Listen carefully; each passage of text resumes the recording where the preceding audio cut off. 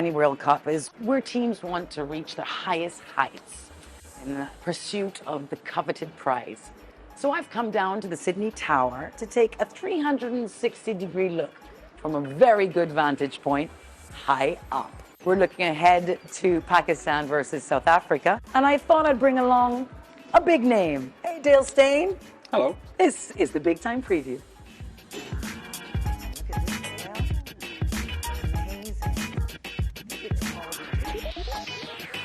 Interestingly, it was right here in this very city 30 years ago where the curse of South Africa in ICC events began. Could it change here again now, 30 years later? There certainly is a vibe around the SAFAs this time. What are the two things that have impressed you most? The bowling, firstly, and the fielding. You know, just as a unit, when you see the South Africans on the field, they're all they're attacking, they're very aggressive with the ball, and it just looks like there's a movement and a swagger in the team that I haven't seen for quite some time now, and it's good to see it back.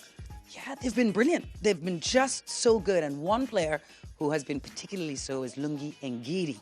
Now, interestingly, cricket almost didn't happen for Ngidi, and Ngidi's talent almost didn't happen for cricket. I used to play a lot of rugby back in my days. I started off with cricket, but ended up going towards rugby and then came back to cricket. I made that choice because of a man called Shane Gaffney, and he was able to convince me. He told me I had the potential to play for South Africa one day. I think my cricketing ambition is just to leave a legacy. No one in my family was probably ever thought they were going to be anything or anyone famous. So I've got an opportunity here, to write my name and my family's name down in history. And here I am sitting at a World Cup today. Amazing, a powerful story. Cricket really changes lives, Dale. Oh yeah, absolutely. And, for Lungi especially, coming from where he's come from and achieving what he's achieved, he's changed his whole family life, and I meet people, not just the sport, but just meeting people sometimes. I met a guy recently where he said, I greeted his son somewhere, and like years later now, his son has gone on to play cricket for his province, and the dad just wanted to say thank you so much, So it's little things like that. Cricket really does change people's lives. Nice. All right, let's talk about Pakistan now. Boy, it's been a few real near misses for them. They're on 2 points now, but they really could have been on 6, to be fair.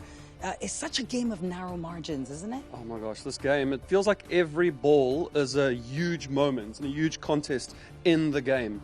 And Pakistan they've been so close. As with every team, they've been so close, and you lose those little margins or those little games within the game, and it has a massive result or impact at the end of the day. Yeah, it's been heartbreak so far for the Pakistan fans. But do not worry, guys. Pakistan could still finish in the top 2 with 6 points. If we look at the FTX bracket challenge, this is how it would work. In fact, we mentioned 1992 and some of the history, and Pakistan might well get another miracle for them to get them through. Dale, the bad news for you is it would mean Netherlands beating South Africa. Yeah, that's going to be tough for Netherlands, I must be honest with you. But there's always a chance. We've seen some upsets this World Cup so far. Netherlands have had a couple upsets in World Cup, so you just never know. Games between Pakistan and South Africa historically have had some extraordinary fielding moments, whether it be the 1992 Jonty Rhodes run out of Inzamam or a 2015 catch by a certain Dale Steyn. Dale, I have the catch right here. I want you to have a look at it. Talk me through it. Oh my gosh, well, it was Kyle Abbott bowling. It kind of went over my head, I remember. It's a good catch, eh? Like if I was commentating, I'd be pretty excited in the commentary box about that. And just David Miller jumping all over me, he was pretty excited about that. It's one of those American football kind of catches where, you're in the end zone, taking it over the head. It was something that we practiced quite a lot, and it was nice to pull off. Yeah, that was a real good catch, Dale. But you told me you had a really interesting story about that 1992 Jonty Rhodes run out. Yes. Look, I think that's what kind of spurred my cricket on. I remember going to visit my family in Zimbabwe.